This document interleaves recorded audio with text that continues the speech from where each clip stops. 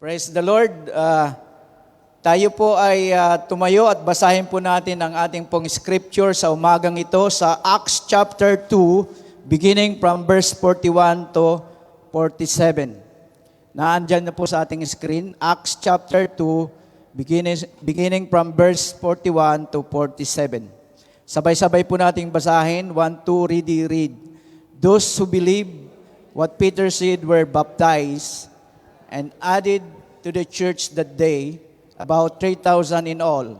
All believers devoted themselves to the apostle teaching, to the fellowship, and to the sharing in meals, including the Lord's Supper, and to prayer.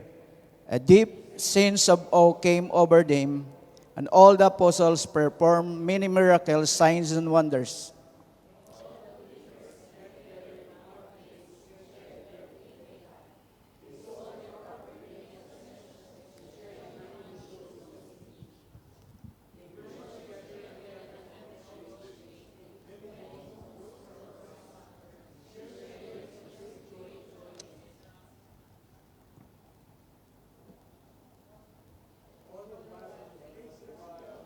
And enjoying the goodwill of all the people, and each day the Lord added to their fellowship those who were being saved. Pagpalain ng Panginoon ang pagkabasa ng kanyang salita, tayo po ay makakaupo na. Praise God. Today, we are going to launch another topic po for the month of July. It will be called the church. Our identity as a people of God. At titingnan po natin a different metaphor that we see in the New Testament for the church of our Lord Jesus Christ. We are family, we are the temple, we are a body of Christ, we are a field, we are a flock, and we are a bride. Sa umagang ito, nais ko pong ibahagi sa ating kalagitnaan ang tema po na The Lord Built His Church. So mahalaga po sa palagay ko na para po natin matanto ang ginagawa po ng ating Panginoon sa pagtayo po niya o pag-build po niya ng kanya pong church o ng simbahan. At hindi po yung building ang gusto po nating pag-usapan, kundi tayo. Tayo po mismo ang tinatawag na building o tinutukoy na gusali. We are the temple of God. So karamihan sa mga panahon na ito ay magagarang churches, mga building. Itong building na ito na ating pong laging pinupuntahan tuwing Friday, it became a church kung tayo po ay nandito for the glory of God. Amen po ba? At habang tinitingnan po natin itong building na ito, dati ay tent lang po ito eh. Ngayon ay kinonstruct po nila ng medyo prefab at concrete. Dati lupa po ito eh. Ngayon, kung titingnan po natin ng isang metaphor o isang simbolo na ito po ay isang larawan ng tunay na simbahan. Yung pundasyon ay inilalarawan, nabubulol po ako, ng ating pong Panginoong Hesukristo. At itong mga trusses na hindi po natin nakikita yung bakal dyan, yung pong strength, and that is the symbols of the Holy Spirit. At yung mga blocks, mga semento, ay it's simbolo ng the body of Christ, the community of believers. So, sa tuwing tayo na pumupunta po rito sa lugar na ito, ipinapaalala po sa atin ang church o ang simbahan ng ating Panginoon. Na itatayo po ang church ng Panginoon ayon po sa kanyang panukala at sa kanyang layunin.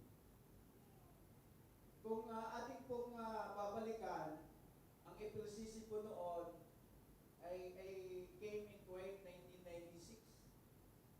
So, sa madaling salita, 28 years ako rito sa Kuwait. Isa lang pong gawain noon ng FLCC sa isang linggo. Then, sa ating panahon ngayon, we have 16 services including H2TT. Diba? So, napakabuti ng ating Panginoon. Kaya ang Diyos ang nagtatayo ng higit sa building o gusali o tinatawag ko ulit simbahan. Ang Diyos ay bumubuo po ng buhay ng bawat isa. Sa tingin po natin, mahalaga po ngayon na ilalin po natin kung ano ang kagustuhan o nais ng Diyos sa kanyang simbahan. Kailangan natin muling pagtibayin ang pangunahing katotohanan ng simbahan. Kailangan nating ipahayag muli kung ano ang ating pangako bilang mananampalataya sa komunidad ng Diyos.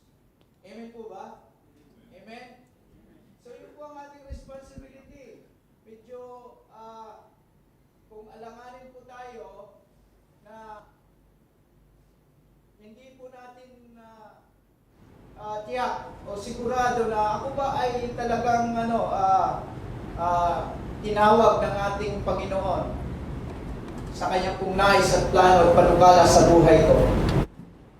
So, tingnan natin 10 years from now o 20 years, 30 years,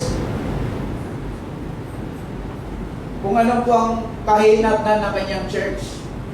Hindi natin alam. Ang Diyos lang po ang nakakalam. Kaya ang lugar na ito, kung maaari pong nandun pa rin ang pagsama ng ating Panginoon sa kanya pong ikakaluwalhati, maaari po na manatili ang kanyang gawain. Ayon po sa ating pagtugon. So we have the big responsibility sa church. Tingnan po natin ang sinabi po sa Matthew chapter 16, verse 18. Sabi po, I will build my church, and the gates of hell shall not prevail against it. Itatayo po ang aking iglesia, at ang mga pintuan ng impyerno o Hades ay hindi mananaig laban dito. Ngayon, ito po ang dakilang pahayag ng ating Panginoong Jesucristo. Sabi niya, I will build my church. Itatayo ko ang aking simbahan o ang aking iglesia. At ang kasunod pong napahayag na sinabi po niya rito, even the gates of hell shall not prevail. Kahit po yung pintuan ng impyerno at hindi literal na mananaig po dito. So, sabi ng ating Panginoon, itatayo ko ang aking simbahan at si Satanas at ang kanyang mga lehiyon na lumalabas sa mga pintuan ng impyerno upang salakayin ito at hindi magtatagumpay. By faith. Amen po ba? Yan po ang dakilang pahayag ng ating Panginoon. At ito po ay isang garantiya. 100% na nag-guarantee. Kasi si Jesus Christ ang nagsabi, I will build my church. Itatayo ko ang aking simbahan. At hindi ito sisirain ni Satanas. Ngunit may kondisyon po, may isang kondisyon na nakapaloob po rito. Itatayo ko ang aking simbahan, sabi ng ating Panginoon. Kita po natin, ang tanging paraan na ang simbahan ay magkakaroon ng katiyakan na hindi po ito magagapi ni Satanas ay kapag si Kristo ang nagtayo nito sa kanyang paraan. Iyan po ang punto. So, bago po itinayo yung magagarang mga gusaling o building na nakikita natin ngayon, they are big church, ano? Mayroon pong plano, kahit po ito itinayo noon mayroon pong plano. Tinatawag ng mga architect dyan sa iba, yung blueprint. So, ang blueprint, ito po ang sinusundan ng nagtatayo ng building. Kapag ang nagtatayo ng building o ang gumagawa ay wala sa plano, pag nandun po ng inspector, abay hindi aprubahan ng inspector kasi wala sa plano Kailangan itayo yung building ayon sa plano. At ang Diyos ang naglatag ng plano para sa simbahan. Ngunit, kung tayo po ay lumihis sa kanyang plano, ay mawawala po yung garantiya na sinabi ni Jesus Christ that even the gates of hell shall not prevail against him. So, may mga simbahan po sa buong kasaysayan ng Bagong Tipan at ang mga simbahan iyon ay wala na sa panahon na ito dahil hindi nila pinahintulutan na si Jesus Christ ang pagtayo ng simbahan sa kanyang paraan. Kaya po yung garantiya ay nawala. Si Satanas ay lumipat at sila po ay nawala sa kanilang paghiran. Tulad po ng isang halimbawa sa Revelation chapter 3 verse 1 to 3. Yung the church of Sardis, sabi po to the angels of the church in Sardis, right? These are the words of him who holds the seven spirits of God and the seven stars. I know your deeds. You have a reputation of being alive, but you are dead. Wake up, strengthen what remains and is about to die. For I have found your deeds unfinished in the sight of my God. Remember, therefore, what you have received and heard, hold it fast and repent. But if you do not wake up, I will come like a thief, and you will not know at what time I will come to you. Ang simbahan ng bayan ng Sardis, ang Sardis ay isang lungsod sa Asia Minor. Isang napaka-aktibong simbahan. Marami pong mga programa, maraming mga aktibidad, pero patay na simbahan. Ang simbahan ay kinikilala sa lipunan sa Sardis kasama po ng lahat ng kanila pong mga programa. Kasama ng mga activity po nila, kasama lahat ng mga gawain, pero patay na simbahan. Bakit ano po ang dahilan? Lumihis po sila sa banal na blueprint ng ating Panginoon. Kapag ang simbahan ay hindi po itinayo ng ating Panginoong Jesucristo sa kanyang paraan, ang simbahan na iyon ay mawawala ng garantiya at hindi po magtatagumpay. Ganito po ang nangyari sa kasaysayan din po ng Israel. Nilabag nila ang banal na utos o panukala ng ating Panginoon at ang kaluwalhatian ng Diyos ay umalis sa kanila. Kaya nga po, kung mababasa po natin, yung Ikabod, the glory of God departed from Israel, Ikabod. Yung po ay naisulat. Nilabag po nila ang blueprint o panukala ng Diyos para sa simbahan. Ganon din po ang nangyari sa Sardis. Kaya po, ang IPCC, narito po ngayon, sa loob ng ilang taon na po tayo? Ilang taon po? 30 years, di ba? 33 years. Praise the Lord! Wala man lang nagsabing praise the Lord. Amen! Sabi ni Pastor Joe, huli na po yun. So, sa loob ng 10 years, 20 years, 30 years, 50 years, 100 years, tataglayin pa ba ng FLCC yung kaluwalhatian ng ating Panginoon? It depends upon us.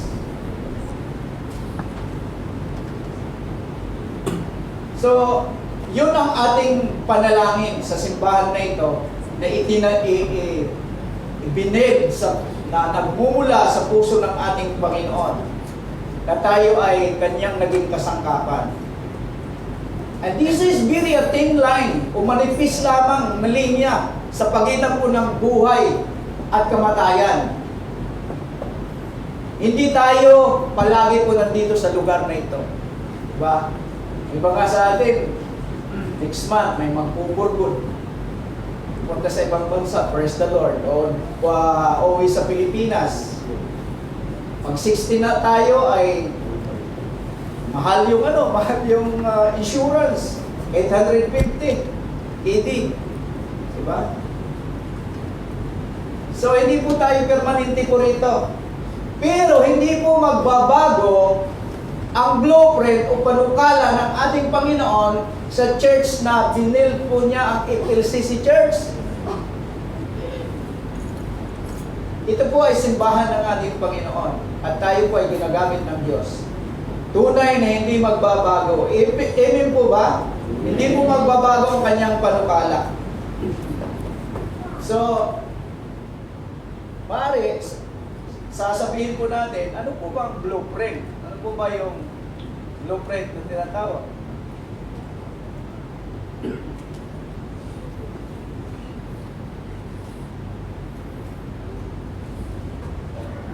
Ano po ba ang blueprint na dapat po natin sundin upang maitayo ng ating Panginoong Jesucristo ang kanyang simbahan sa kanyang paraan at ang mga pintuan ng impyerno ay hindi manaig. Amen? So ito po ang ating binasa kanina sa Acts chapter 2 verses 41 to 47. Tingnan po natin ito. Ang sabi po doon, ito po yung unang simbahan sa kasaysayan. Ito po ang simbahan na itinayo ni Jesus noong araw ng Pentecost. Ito ang unang simbahan na kanya pong itinayo at ipinanganak sa Pentecost. Walang batik-batik, walang sira. Sa kanyang kamusmusan, ang kadalisayan na simbahan. Wala pong alam ang mga apostol patungkol po sa pagpapatakbo ng simbahan. Wala silang Biblia o libro na binabasa. Wala silang dominasyon na pinupuntahan. Di walang bagong tipan. Walang anumang seminar o conference na inaatinan. O walang bawasahin na mga libro. Ngunit, ito ang simbahan na itinayo po ni Jesus sa kanyang paraan at hanggang ngayon ang modelo para sa simbahan sa ating kasalukuyan. Acts chapter 2 verse 41. Tumayo po si Pedro upang mangaral. Siya po ay nangaral ng isang kamangha-manghang sermon. Ano pong naging result? 3,000 person o tao ang naniwala sa sinabi po ni Pedro sa kanyang sermon. Sabi po sa verse 41, sila po ay naluwod na tumanggap sa kanyang salita na bautismuhan. Parehong araw ay idinagdag po sa kanila ang 3,000 souls. 3,120 tao sa unang simbahan. 3,120. Kasi they are 120 nung sila ay nasa upper room. Nung Peter stood up, nung nag-preach po siya, 3,000 ang tumanggap. Ganyang karami. Unang araw. Ito po ang simbahan ng Diyos. Itinayo po ito ng ating Panginoong Jesucristo sa kanyang paraan. Let's look at this. When the Lord builds a church, first of all, a blueprint calls for the proper content. If the proper content is right, it will manifest a proper character. And God will bring a proper consequences. Point number 1, the blueprint calls a proper content. Ang blueprint ay nangangailangan ng wastong nilalaman. Sabi po sa verse 42, and they continued steadfastly in the apostles' doctrine and fellowship, in breaking bread and in prayer. Sila po ay panatiling matibay sa pag-aaral ng mga apostol at sa pakikisama at sa pagputol ng tinapay at sa pananalangin. Ngayon, pansinin po natin ang ilang pong mga bagay dito sa verse na ito. Mayroong ilang mga bagay na ating pong makikita the actual content the early church, kung bakit po sila nagtagumpay, the actual content, the actual functions, and the actual thing they did. At ito pong mga mahalagang bagay, ang sigla ng church o ng simbahan ay dito mismo sa nilalaman kung ano po ang kanila pong ginagawa, the actual content. Their content was, first of all, they were a redeemed church. They are a redeemed community. And they continued steadfastly. Sabi nga sa verse 42. So, ang kailangan ng nilalaman o ang actual content ay una sa lahat, sila po ay tinubos na simbahan. Sila po ay redeemed church. Sila ay nagpatuloy na matatag. 3,000 tao, 3,000 ang naniwala. 3,000 yung nabinyagan, nagpabautismo. At 3,000 ang nagpatuloy. Sabi nga po ng isang evangelist, si Billy Graham, kung ang preaching po ng apostles o ni Peter, even 40% lang po ang tumanggap doon, that numbers is very high. Pero dito po, 3,000 ang naniwala, 3,000 ang nabautismuhan, 3,000 din po ang nagpatuloy na matatag. So sila po ay tunay na tinubos ng komunidad. Sila ang trigo na tumubo. Kapag si Jesus ay nagtayo ng isang simbahan, ito po ay itinayo ng mga taong naniniwala po sa Kanya. A redeemed church. John 8:30-31, even Jesus spoke, many believe in Him. And Jesus said to them, if you hold my teaching, you are really my disciples. So hindi po basta paniniwala lang po, ito po ay nagpapakita na ang ating pananampalataya ay tunay sa pamamagitan ng pagpapatuloy sa ating pong pananampalataya. Sabi po sa 1 John 2:19, sila ay nagsialis sa atin upang mahayag na hindi sila sa atin. Sapagkat kung sila ay sa atin, sila ay nananatili sa atin. So, pinapakita dito po sa 3,000 pong naligtas, nagpatuloy at nagpabautismo, tuloy po ang kanila pong pagsunod. Genuine ang kanilang pagtanggap, isang simbahang tinubos. Dito po nagsimula ang lahat. Kung ang FLCC po ay maging katulad ng simbahan na ito. Sabi nga, Jesus promised that the gates of hell shall not prevail against it. Yung ginagawa sa kasalukuyan ng FLCC Church. And we can claim the blueprint sa Matthew 16, verse 18,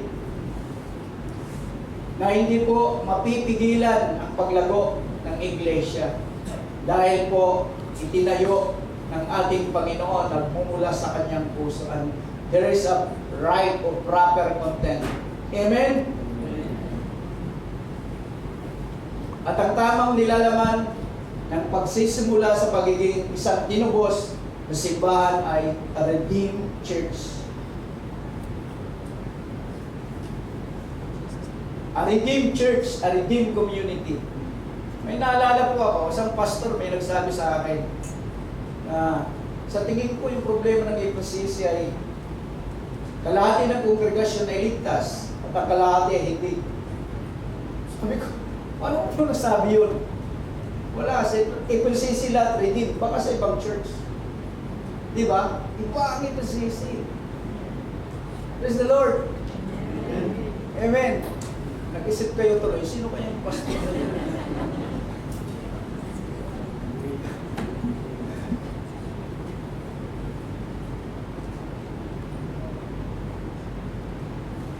So, dito po, ay hindi naman natin sinasabi na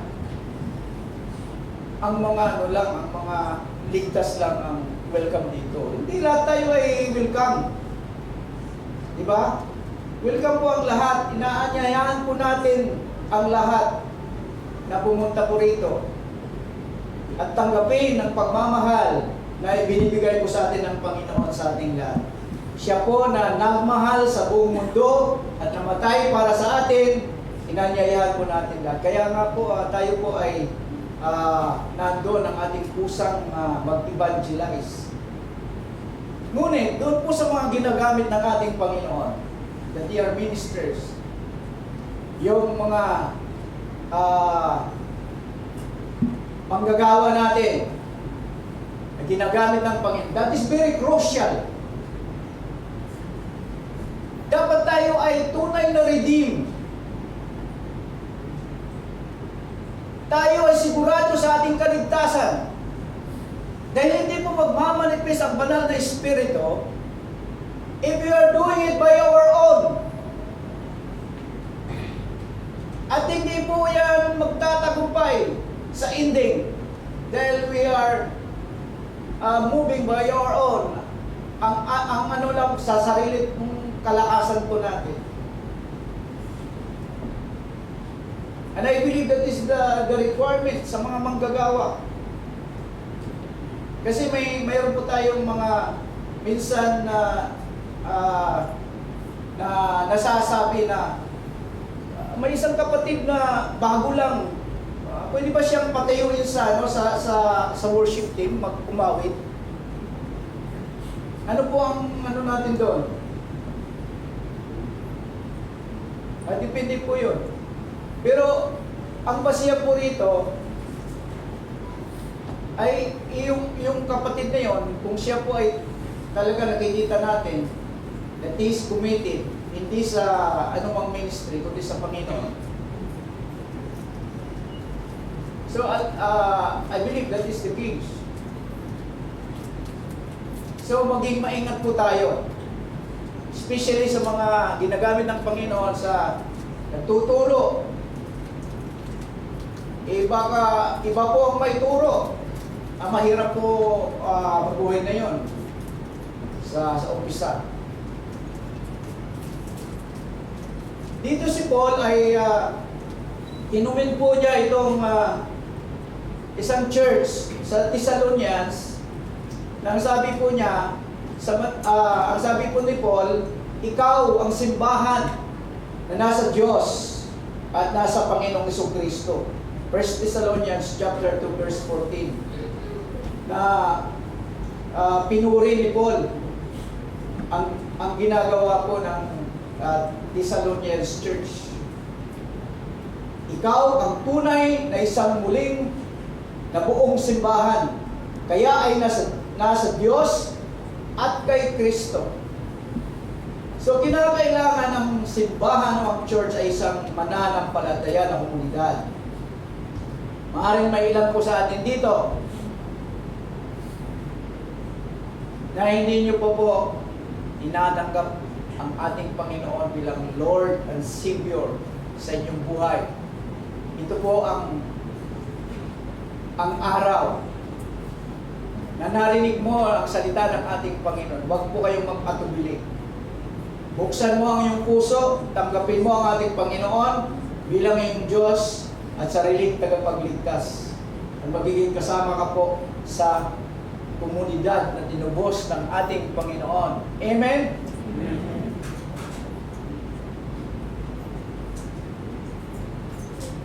Kaya po may isang simbahan sa Revelation, yung Pergamos. Ito pong simbahan na ito ay mayroong pong problema. Ang kanila pong problema is spiritual doctrine, the intermarriage, spiritual intermarriage. Ang sabi po doon sa Revelation chapter 2 verse 14, mayroon akong ilang bagay na laban sa iyo dahil mayroon ka doon na may hawak na doktrina ni Balaam. Ang doktrina po ni Balaam, si Balaam ay isang propeta na upahan. Ang Moabite sa lupang pangako ay natakot po sila sa mga Israelites. Kaya po si Balaam na isang hari ng Moabite ay pinapunta niya si Prophet Balaam upang bayaran na sumpain ng Israel. At tunay nga na sinumpa nila ang Israel 4 beses pero hindi po nagwagi. At sabi ni Balaam, abay hindi natin masusumpa yung Israel. Baguhin natin yung ating plano.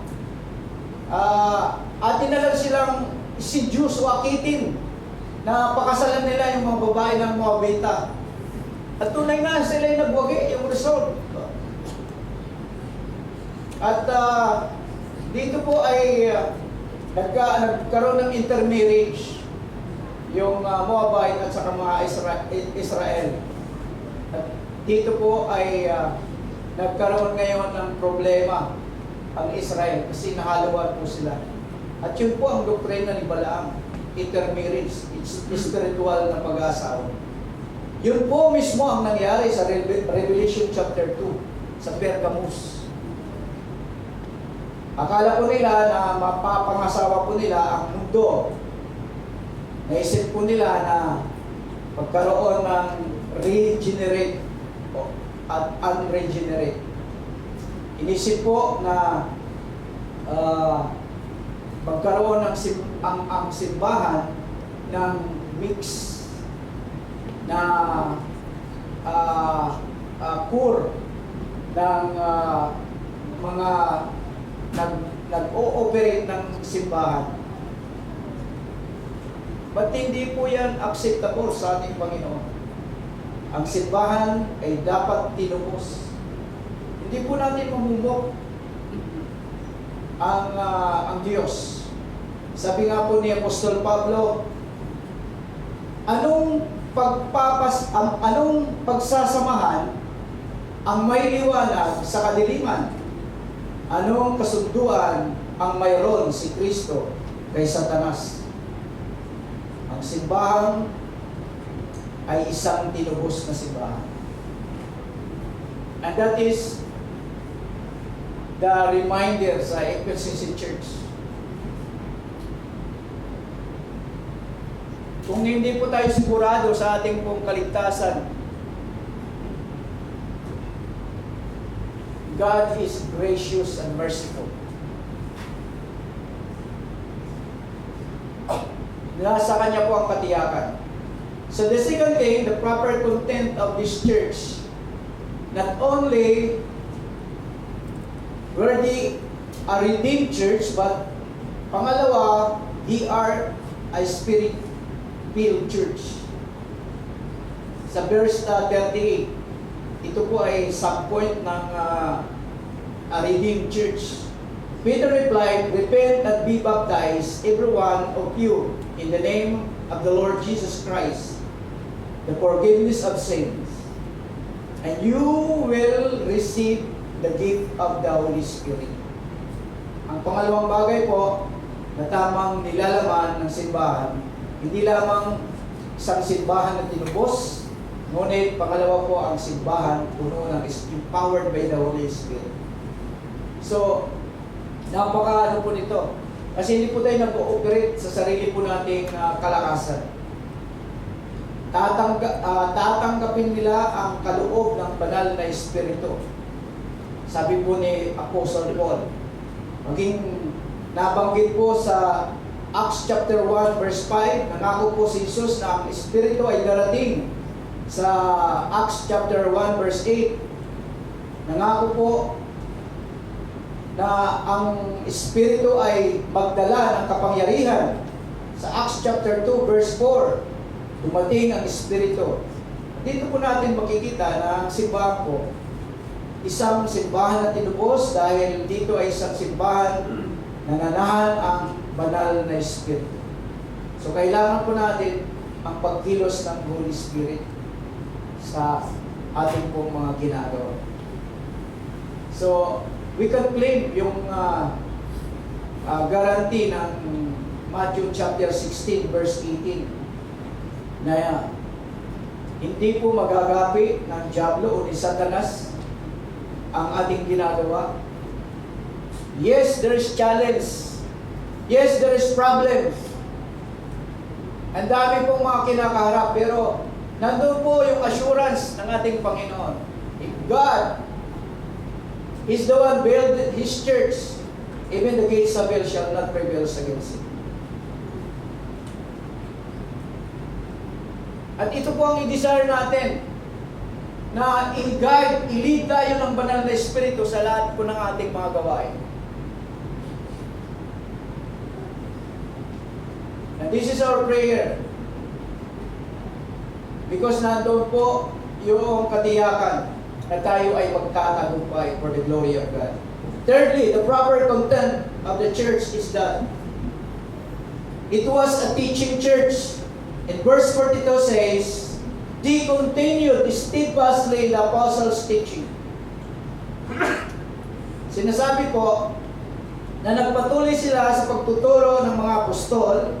Ang doktrina o pagtuturo ng mga apostol, sila ay isang simbahan na nagturo ng salita ng Diyos. Ang salita ng Diyos ay hindi panay sulat noon. Wala silang Biblia. Sa mga kanila pong itinuturo ay ang doktrina ng mga apostol. Walang iba kundi ang salita po ng Diyos. Sabi po ni Paul sa 1 Corinthians chapter 14 verse 37, kung ang sinumang tao ay nag-aangkin na siya ay spiritual, kilalanin niya na ang mga bagay na sinasabi ko ay mga utos ng Diyos. So even Paul, yung kanya pong itinuturo, that is the Word of God. So, ito po yung content na nasa ating kalagitnaan ngayon. Praise the Lord! Ang dami po nating mga graduates ng NLD. Meron po tayong mga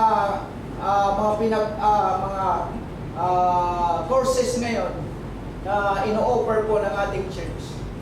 At ini-encourage ang bawat isa. Ang dami po nating mga facilitators. So, once again ay ito ay isang reminder po sa atin. Tayo po ay mag-aral.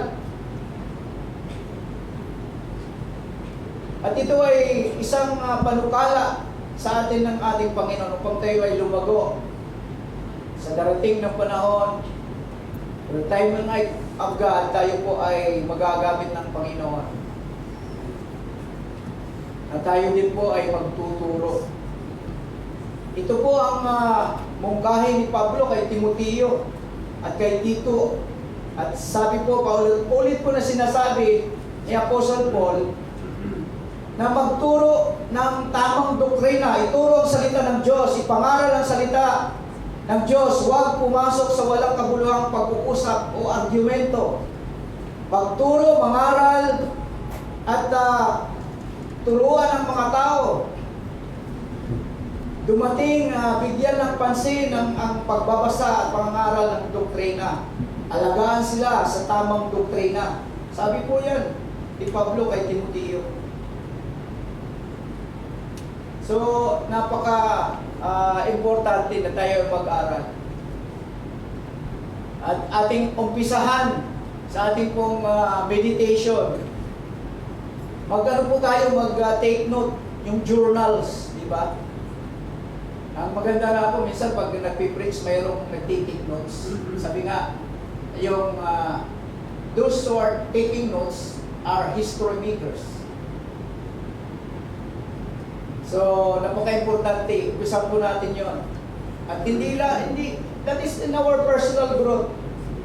So, ang simbahan ay itinatayo sa paraang ng ating Panginoong Hesus kapag ito ay isang simbahang tinubos, controlled by the Holy Spirit, at nagtuturo ng doktrina ng Diyos. Fourth, the first church that Jesus built was fellowshipping church. Sabi po doon, they continued steadfastly in the apostles' doctrine and fellowship and breaking bread. Breaking of bread. Continued steadfastly in the apostles' doctrine and fellowship. They had fellowship. Sila ay nagpatuloy po sa matibay na doktrina ng mga apostol at pakikisama. Nagkaroon sila ng fellowship.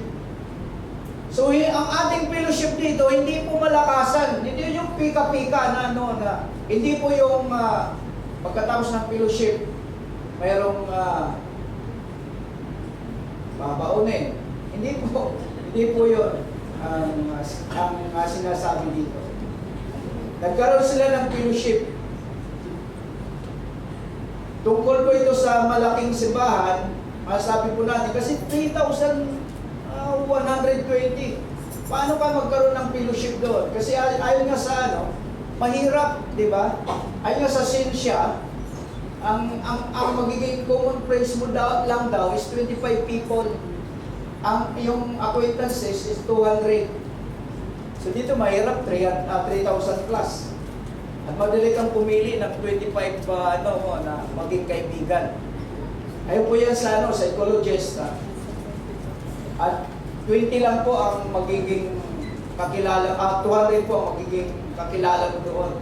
So mahirap ang pakikisama, ang pagkakaroon ng fellowship. But ang sinasabi po dito ng fellowship, pagmamahal sa isa't isa, pagdarasal sa isa't isa, pagpapatibay sa isa't isa, pag-rebuke sa isa't isa, pagsaway sa isa't isa, pagpapayo sa isa't isa, pagbibigay sa isa't isa, pagdarasal sa isa't isa, kahit sino sa atin. Gaano man kalaki yung grupo, mabibigyan po natin ng tamang buhay ang mga taong dinadala ng Panginoon sa ating kalagitnaan. Tayo po ay gagamitin ng ating Panginoon.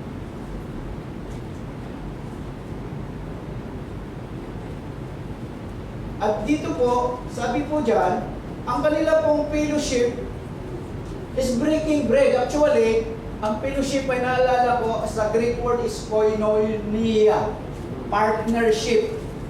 Partnership sa ating Panginoon. At sa ipinagkatiwala sa atin ng Diyos na ministeryo.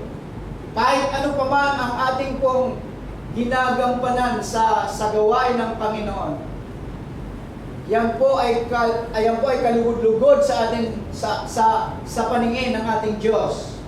Kapag ito po ay ginagawa po natin for the glory of God.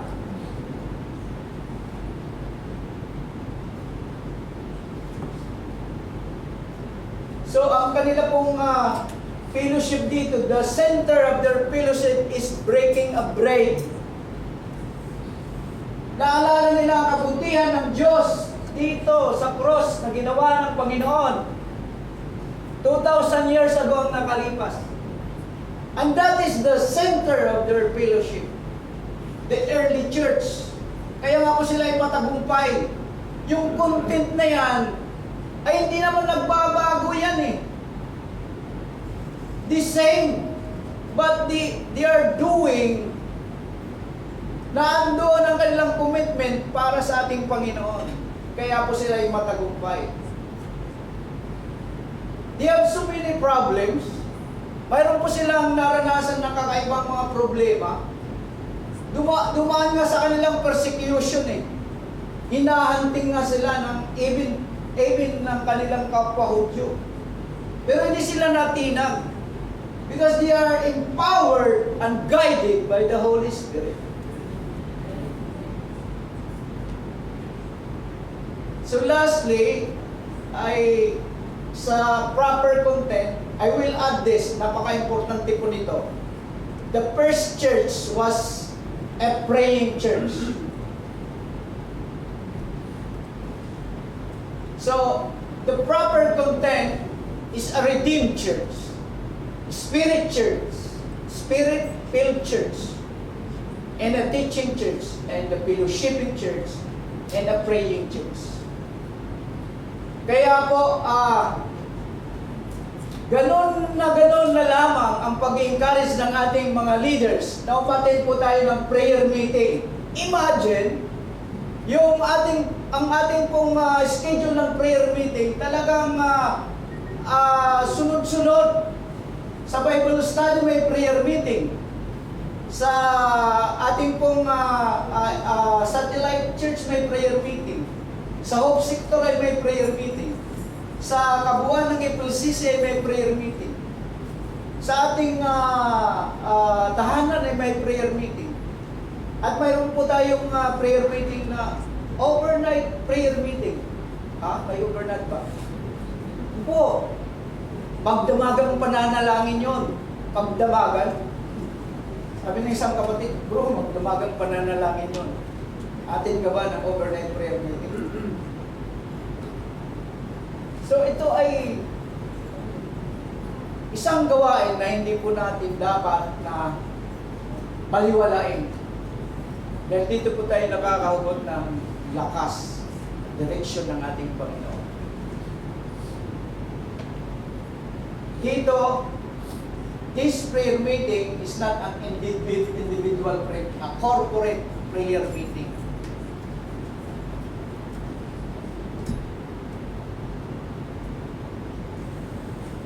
So, what was the proper content? The redeemed church, a spirit-filled church, a teaching church, a fellowshipping church, a praying church. Yan po ang wastong nilalaman ng simbahan. Isang simbahang puno ng Espiritu, isang simbahang nagtuturo, isang fellowshipping church, isang simbahang nagdarasal, at yan po ang blueprint. At kapag yan po ang panukala, blueprint ng ating Panginoon, we can claim yung assurance ng ating Panginoon that even the gates of hell shall not prevail against it sa simbahan ng Diyos na kanyang itinayo. Now, that's the proper content. If the proper content is there, the next thing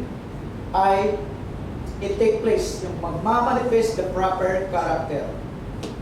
When the church has the proper content, we will notice the manifestation of the proper character. Sa verse 43, sabi po, and awe came upon every soul, and many wonders and signs were done by the apostles, and all that believed were together and had all things in common, and sold their possessions, and goods and parted them to all men, and every man had need. And he continued daily with one accord in the temple, and breaking bread from house to house, did eat their food with gladness and singleness of heart, praising God. Now notice, when the content is right, the character is right. We will see the character in the church. Unang-una po, sa verse 43, sabi po doon, sabi po, and everyone keep feeling a sense of awe. So, it is an awesome church. Ang lahat po ay patuloy na nakaramdam ng pagkamangha. Hindi po nangangahulugan na natakot. Ito po ay isang respect sa holiness ng ating Panginoon. Na tulad po ng isang halimbawa sa Luke chapter 7 and Luke chapter 8. There were a resurrection from the dead. And it says they were filled with awe. They had no explanation. Sinasabi ko doon, they had seen something powerful, something divine. Yun po. Sila po ay namangha. Imagine, isang araw, tumayo si Pedro, 3,000 yung naligtas, 3,000 ang nagpabautismo, 3,000 ang sumunod, yung genuine na tumanggap sa ating Panginoon, kamanghamanghang pagkilos, ang ginawa ng banal na Espiritu. Kahit nung sila po ay nasa upper room, nung nagsasalita sila ng iba't ibang wika, namangha po yung mga tao na nandoon. So yung po ang nangyari sa early church. Isang hindi kapanipaniwalang bagay ang nangyari. Isang araw, walang simbahan, kinabukasan, 3,120. Isang kagulat-gulat, nakakagulat na komunidad ng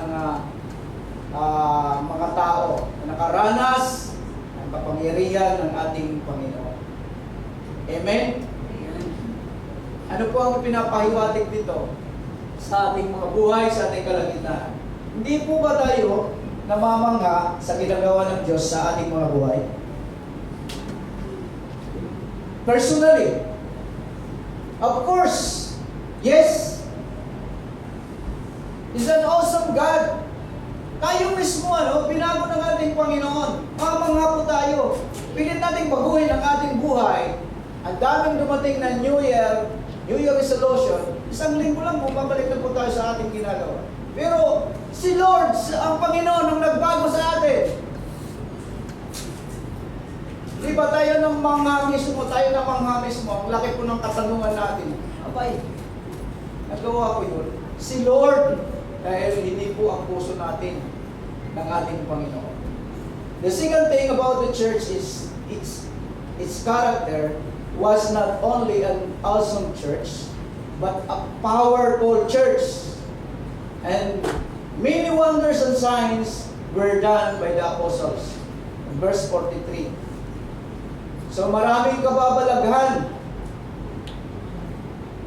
Mga tanda ang ginawa po ng mga apostol in that day, display this power in the apostolic way, in the apostolic time, with the apostolic miracles. So,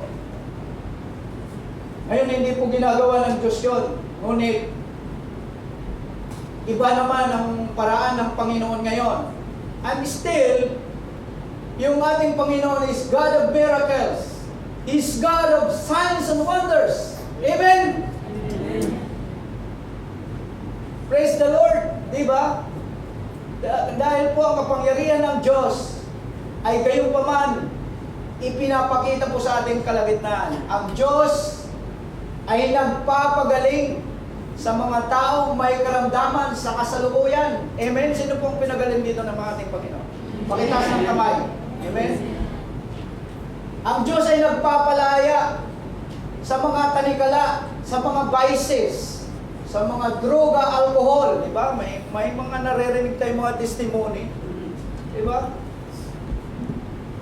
Ang Diyos ay nagbabago ng buhay, nagre-repair ng pamilya, nagre-repair ng relationship. Pinapaunlad ng Diyos ang ating kabuhayan. He is the source, ang ating Panginoon. He is the source of every good things. The good things comes from above. Diba?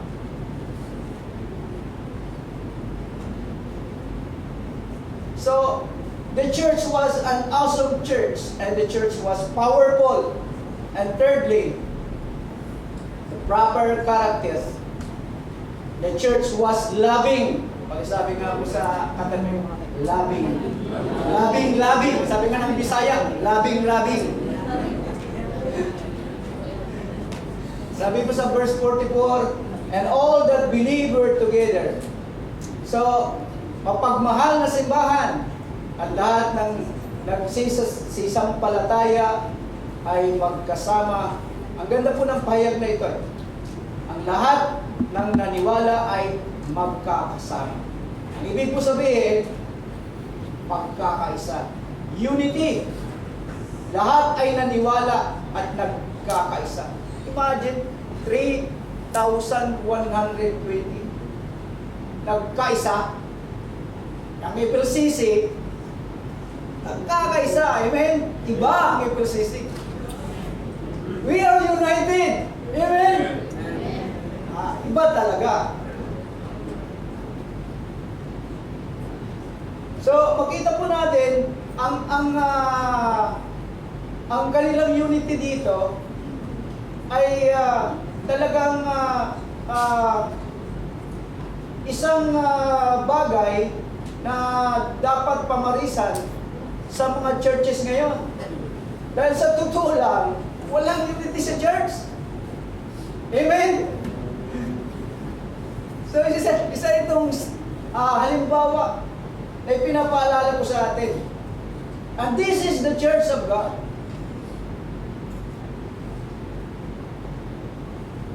And the church, everybody that believes was together. They knew that the Spirit, according to 1 Corinthians chapter 1, verse 10, that you think the same thing, feel the same thing, and speak the same thing.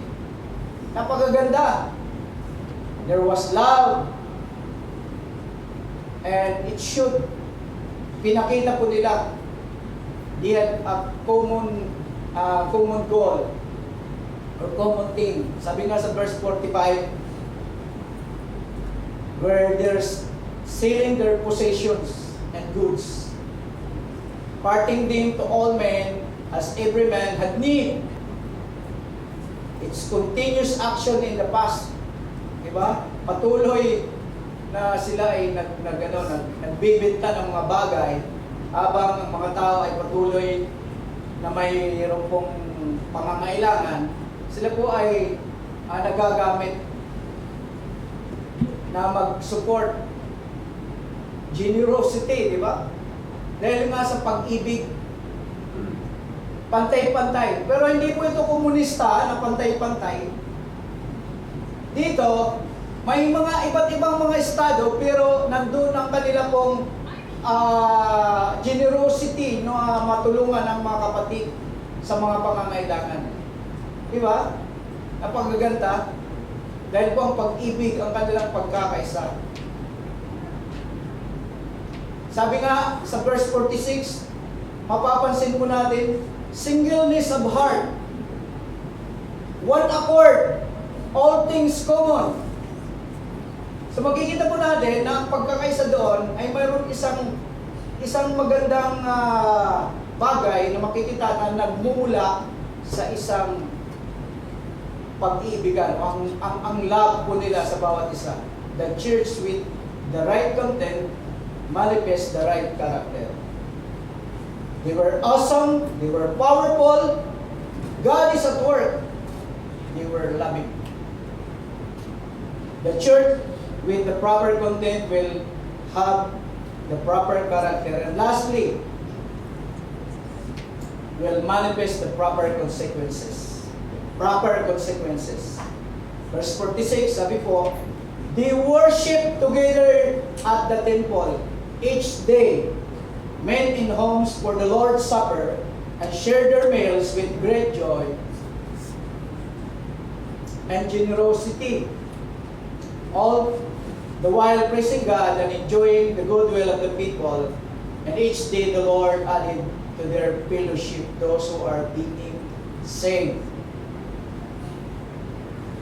Unang-una po, the proper consequences is gladness. Tinatawag po natin yan, the joyful church. They shared their meals with great joy and enjoying the goodwill of the people. So ang simbahan na ito ay may wastong nilalaman, ay nagkaroon ng wastong katangian, at sa wakas ay nagpakita ng tamang kahinatnan. Sila po ay kumain ng kanilang pagkain na may kagalakan at katapatan ng puso, nagpupuri sa Diyos at nagkaroon ng lingap sa lahat ng mga tao at idinaragdag ng Panginoon sa iglesia araw-araw ang mga naligtas. So why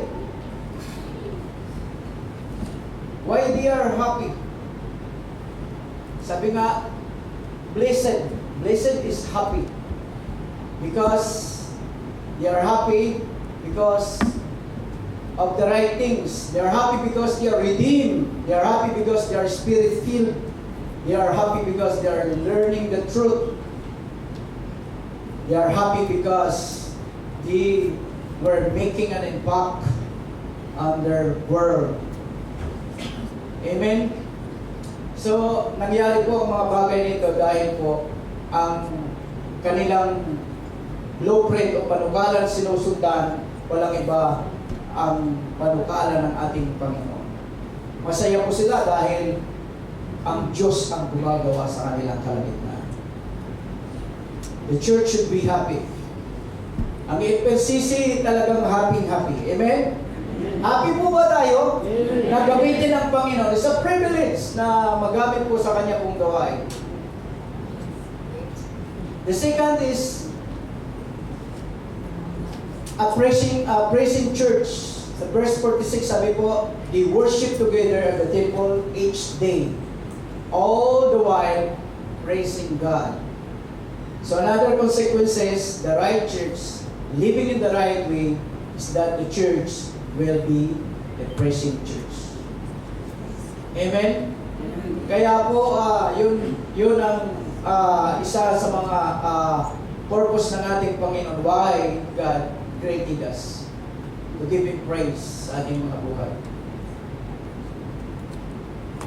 Hindi lamang sila nagkaroon ng kagalakan, ngunit sila ay nagpupuri sa ating Panginoon.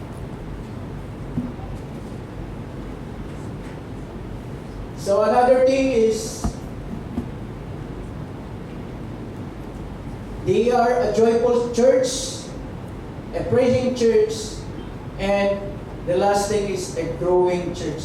Sabi nga po sa verse 47, each day, the Lord added to their fellowship those who were being saved. Because of their lifestyle, they had favor with all the people. A growing church. So ito po ang ating panalangin sa ating iglesia. Na palaguin ang iglesia ng FLCC ayon po sa kanyang panukala at layunin sa iglesia na ito. So hindi po aksidente na tayo po ay nandito sa FLCC. Tayo ay nilagay sa gawain na ito because God need us. Tayo ay nais na gamitin ng ating Panginoon. So So this is our prayer sa iglesia po ng FLCC.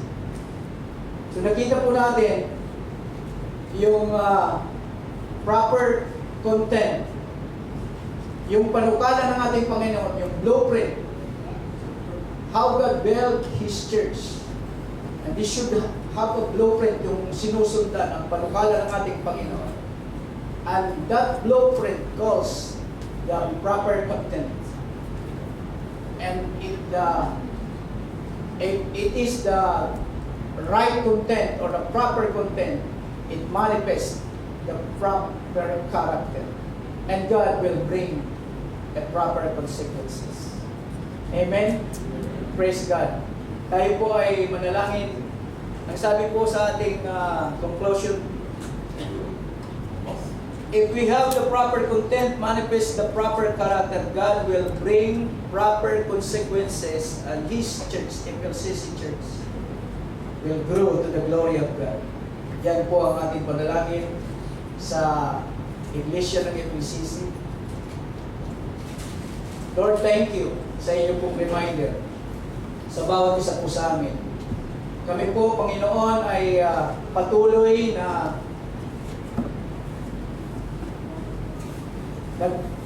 nagpapakumbaba. We can see, Lord, we can do nothing apart from you. Continue, Lord, to use us. Continue, Lord, na gamitin niyo po, Panginoon, ang iglesia na ito for your glory. Salamat sa pagpapagal ng iyong pong mga anak, the leaders of this church, the ministers, CSLs, at aming mga manggagawa, the whole congregation. And hindi niyo po, Panginoon, Lord, hinahayaan ang bawat isa po sa amin na, Lord, kami ay mawalay sa inyo. Thank you, God, sa iyong grace and your mercy. Continue to use this church, O Lord, ang buhay ng iyong mga anak for your glory. At sa mga ginagawa, even the activities, Lord God, sa lahat, Panginoon, ng mga gawain, bless, Lord God, ang mga gawain na ito. Lord, we thank you sa opportunity na maglingkod po sa inyong iglesia, sa inyong pong kapurihan. Salamat po ng marami.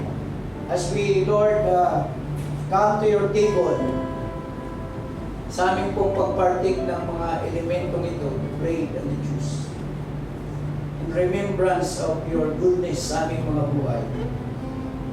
2,000 taon nang nakalipas, Panginoon. Salamat po, Lord God, as we come to you, bowing our hearts. Once again, Lord, kami iyo pong linisin bago po kami magparting ng mga elements na ito, the bread and the juice. And we continue, Lord God, to cherish your goodness sa aming mga buhay habang pinapartik po namin ang bread na ito at ang juice na ito. We thank you, we give you praise, and we give you the glory. In Jesus' name.